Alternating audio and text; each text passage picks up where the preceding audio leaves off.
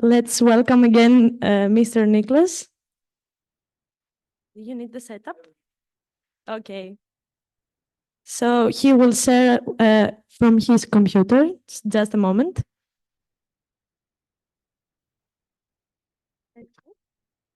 Is it everything okay? Yes, I just need to, sorry, I want to relate a little bit to the flash thing. I cannot show you any flash planning or very high energy electron planning, but yeah, give me a second, I will soon share. I can show you two things because it relates nicely to what MATROT is actually used for by the research community. So let me look, where is this? Here. So these are two, I still need to share. Give me a second.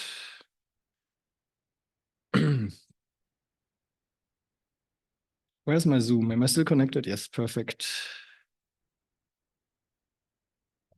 So you all see my screen again, and I hopefully this screen is also here.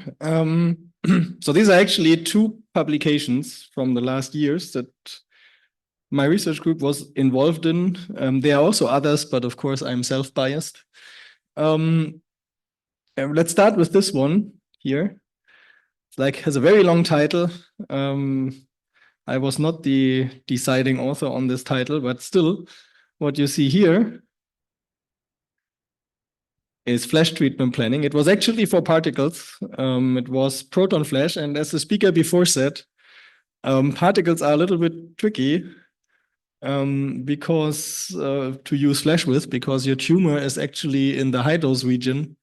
And if you need a combination of high dose and dose rate, first of all, you need to have an accelerator that can produce high dose rate ions or protons, which is not that easy. And then the problem is that if the dose rate and high dose in the tissue together is sparing, but your radiation modality actually has high dose in the tumor, it's a little bit tricky to plan, and maybe it might be more beneficial to use something else for that, but we will know. But this was one study, for example, where we implemented this in MATROT. Actually, it's not in the general version because it was a little bit too hacked, I would say, sorry. And the other thing is then, for example, this was just I think 2 weeks ago, or no, it's already more longer ago. I think the first version was published a few weeks ago, a month ago, where we actually tried something to do with integrating a very high energy electron model in MATROT. So this will become part of the general MATROT at some point, so that you can also do VHE planning. And there are several people doing stuff like this. There is, I think, one publication which integrates some oxygen concentration analysis to visualize in MATROT and so on. So that's exactly what the purpose of such a system is for research, because you cannot easily do this in your standard clinical treatment planning system that you have installed in your machine. That's just something here. I also want to, before I continue, since I saw in the chat that there were really some interested questions about LET optimization and all these features, I really want to basically, for those who already work with MATROT or plan to work with it or have even developed something in MATROT, there will actually be a user meeting of MATROT users and developers. So if you have something that you want to show, or that you developed, or you want to basically pitch a project idea and work for a few days with us on that, there's this user meeting. It's a 2 days meeting and a 3 days hackathon. Basically, here is kind of the URL to call, and you can sign up to it. So 2 days user meeting, 3-day hackathon. There's more information there. You can pitch projects to work on during this hackathon, and you can as well apply for support for your travels, because we were funded by DFG for this meeting, and so we have some money for funding students. If they write a short statement and a support letter, they can get some funding. So feel free to join us there. The application period is now open and will end in November, end of November. So feel free to take part in this. If you will look for the link, you can also find it on the GitHub. Basically, if you go into discussions here, it will be pinned to the top at the moment, and you can find it here and click on the links and register. All right, so this was just very short relating to the previous speaker's presentation, which I really liked. Very good flash summary. Doing this in 15 minutes is not easy, and it was super nice. Good. So we did photons in the first part. And there's one thing I want to do before we continue to ions. So many of you, at the moment, my computer is a little bit processing and not every window is reacting. I wanted to actually close this one. It doesn't want to close it now. But so we had this plan. And one of the big things, we will not do this too much. You can play around with this as much as you like. But one thing that people often do, or what like is kind of the main tasks of like a planner in the clinic, for example, is now to tune or tweak a treatment plan, right? We have chosen our angles and maybe we have tried a few angles or whatsoever. But at some point you will be asked to tweak the treatment plan. So for example, you would create a plan. In realistic is that you would maybe even create 2 or 3 plans as a planner.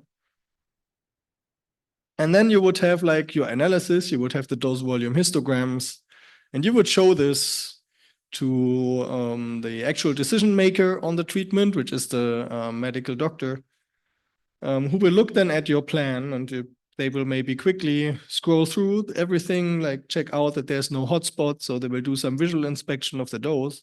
Then they will look at this and the metrics, and they will say, yeah, for me, this is still a bit risky with the organ at risk. Can you push the dose further? And then you remember that, yeah, okay, we had this encoding of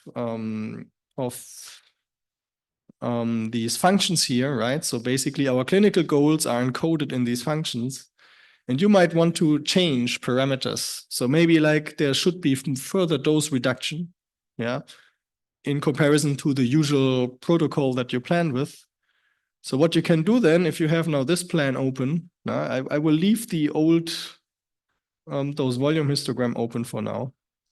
You can say, I want to have a lower dose in the organ at risk. So you could just change these parameters to 15.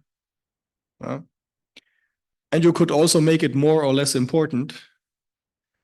But after that, so now I basically want to pull the dose below 15 if possible.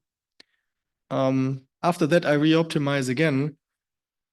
And basically, since the optimizer already knows these individual beamlet contribution, it just can directly start to look for a new set of intensities.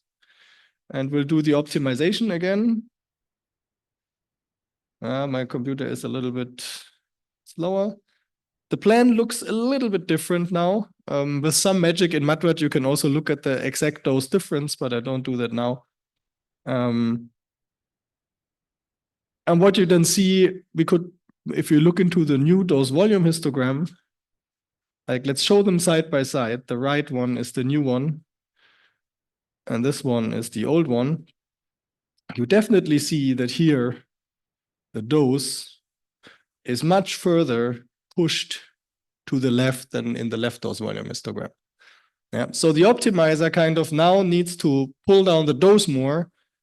So it will, for the optimizer, it will be a bigger difference to minimize. So this dose volume histogram will move to the left. And kind of this also makes you realize why these histograms are so nice to look at. If you lay them on top of each other, you would directly see that this line is further to the left. And at the same time, you could look at the effect that it has on the other organs as well. Yeah, so basically, if you look here, okay, it looks nice that this one is much further to the left now.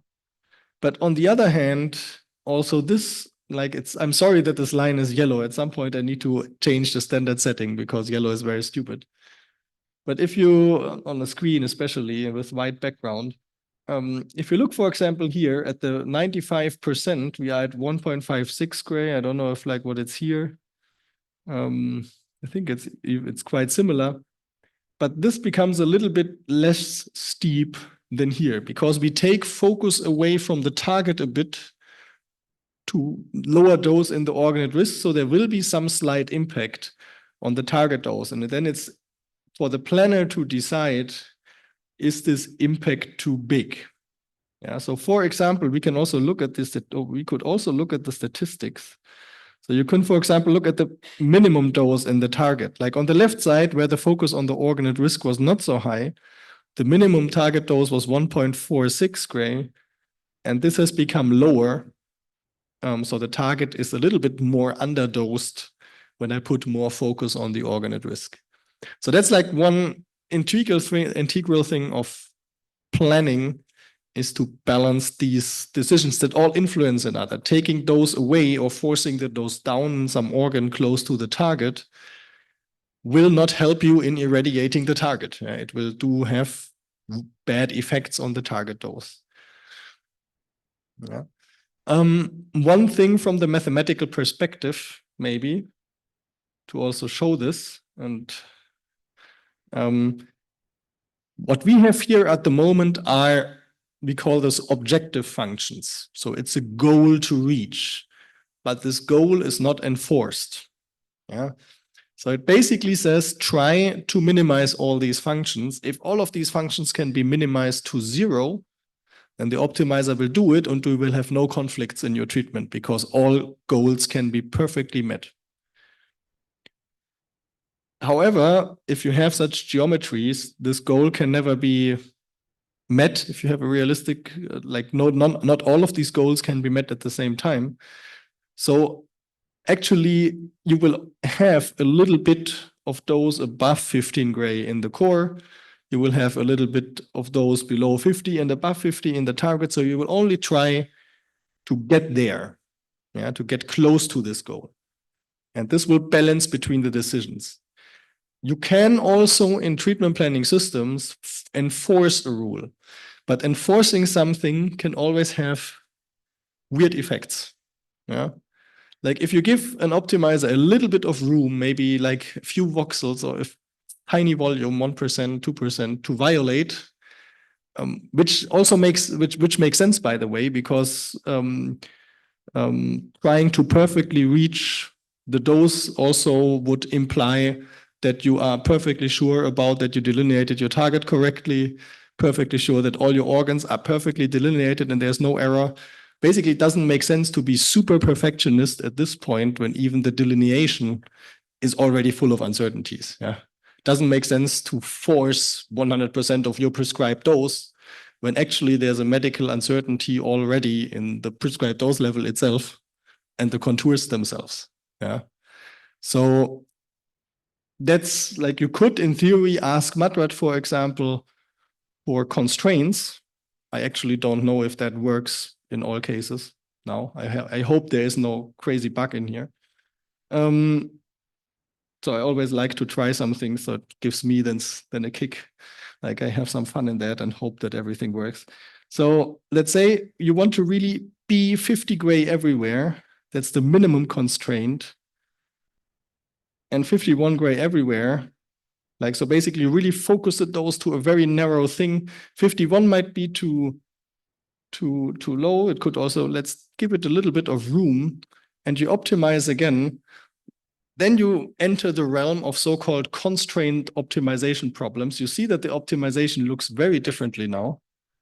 Like basically these hard constraints that I set are now separated out of the problem of the objective function problem into a barrier problem. And the optimizer will now try to find an objective function value that fulfills your constraints. And this looks then like this. So it came at a very high cost to enforce this. And probably my DVH will not look much better for the target. It looks a bit steeper here, yeah, because I gave it a bit of room. But like at what cost? Yeah. Like if I just allow it to 1% or few percent to be below when my contour is anyway uncertain, comes at a much bigger, this is like much more sensible. Yeah.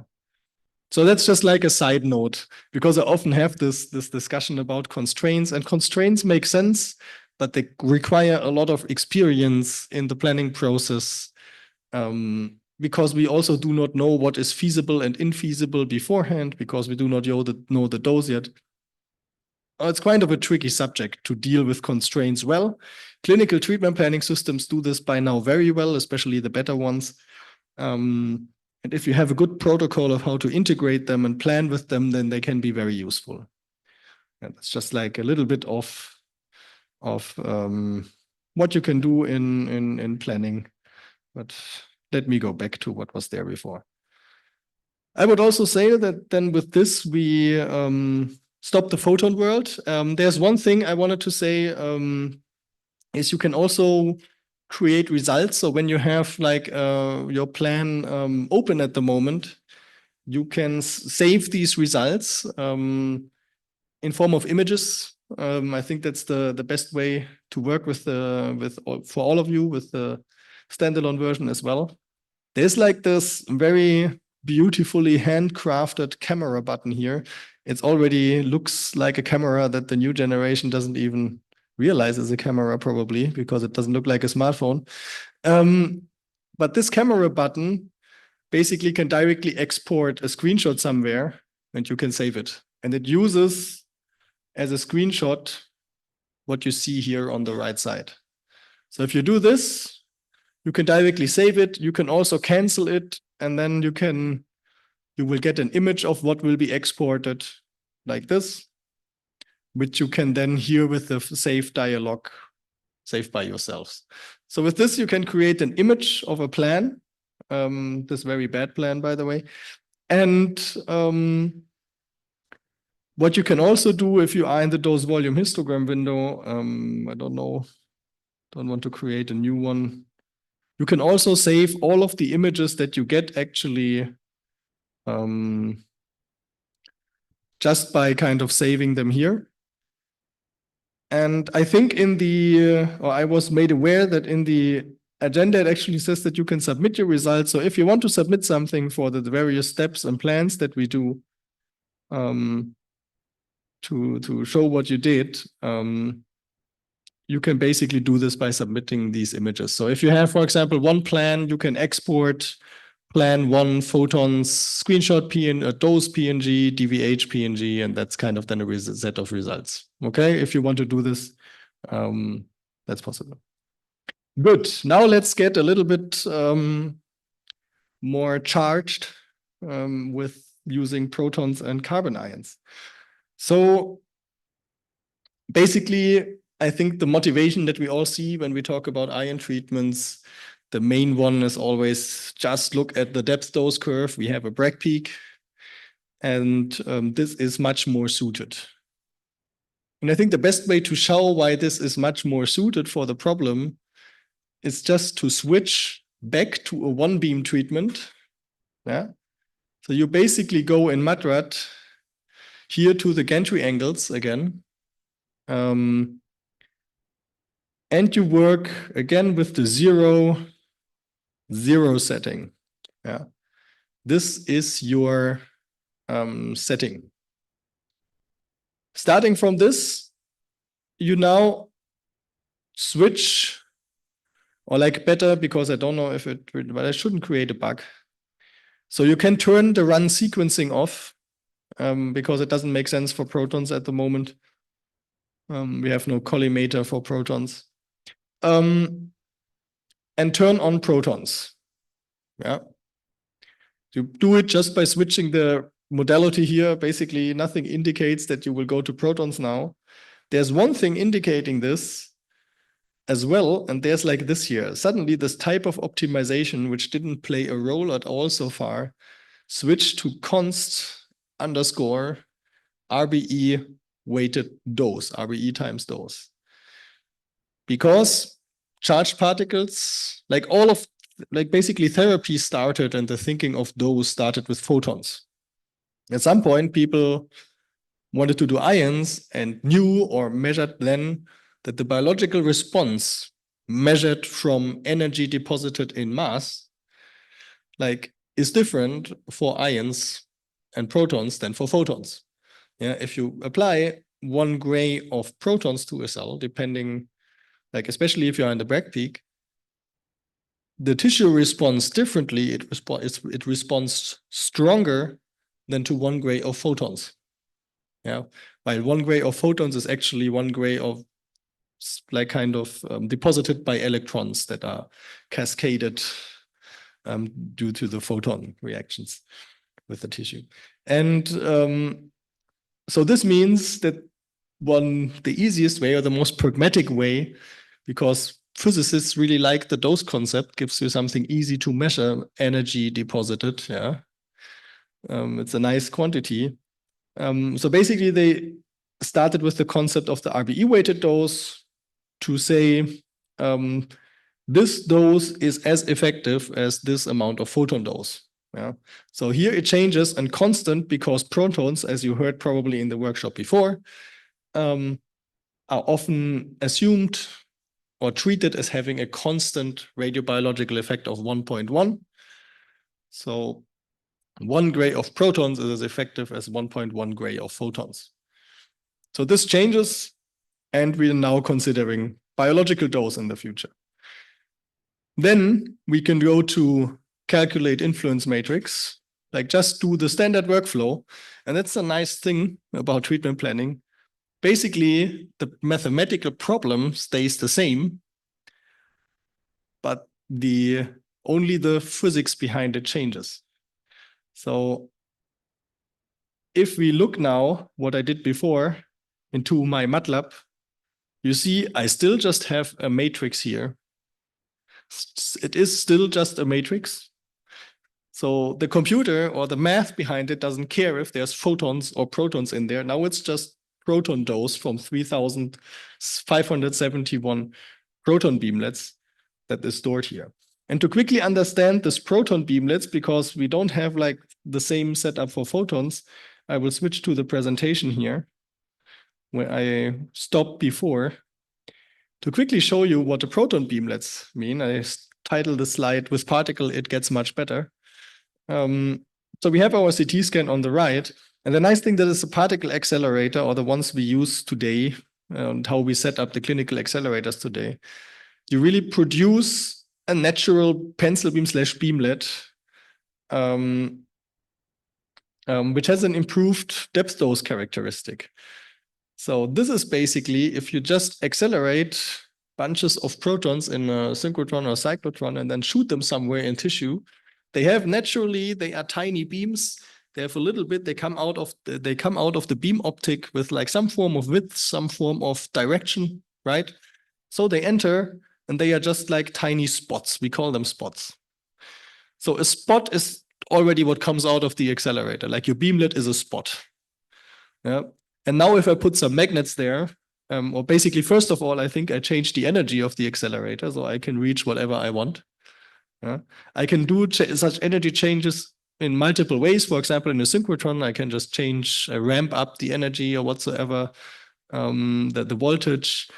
What I can also do is that for example, with a cyclotron, I can produce the highest energy that I have, and then just it's called a range modulator wheel in front of it with different thicknesses to kind of modulate the thickness of just take away a little bit of depth by letting it pass through different layer thickness, layers of material. And so I can modulate this, and then I put some scanning magnets in the beam, and I can really send my protons wherever I want. And this basically makes it much nicer than this artificial kind of pixelization of photon beams to really just have naturally small components shaping your beam. And this is a technique we call pencil beam scanning. Yeah. By now, it's basically the standard way of doing normal particle treatments, not flash treatments. Flash is a little bit more challenging here. but in Flash you would sometimes use specific range modulators for achieving higher throughput, and so on and so on. But this goes too much into the details now. So that's how you do it. And then you can fill up naturally your dose of these tiny beamlets. Since you have a depth component now, in one beam has already usually a lot of beamlets. So standard numbers for beamlets in one beam are in the thousands. You remember photons, we only had a 2D discretization in beams. It was 350 or something like this.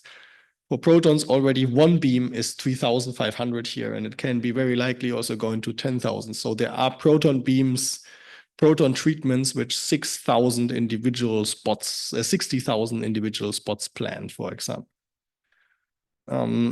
Okay, so that's how this happens. This is how this looks like. And this, with these new matrices that are to the computer just matrices, it doesn't care what's in there, we can just run the same optimization algorithm and let the optimizer run. What we usually see when we run the optimizer with protons, it's interesting for planning and also gives a little bit of a brain exercise. It is faster. It is very fast per iteration. So each dose calculation for a new weight that we do with this matrix vector project is very fast, but it takes longer to converge in terms of iterations.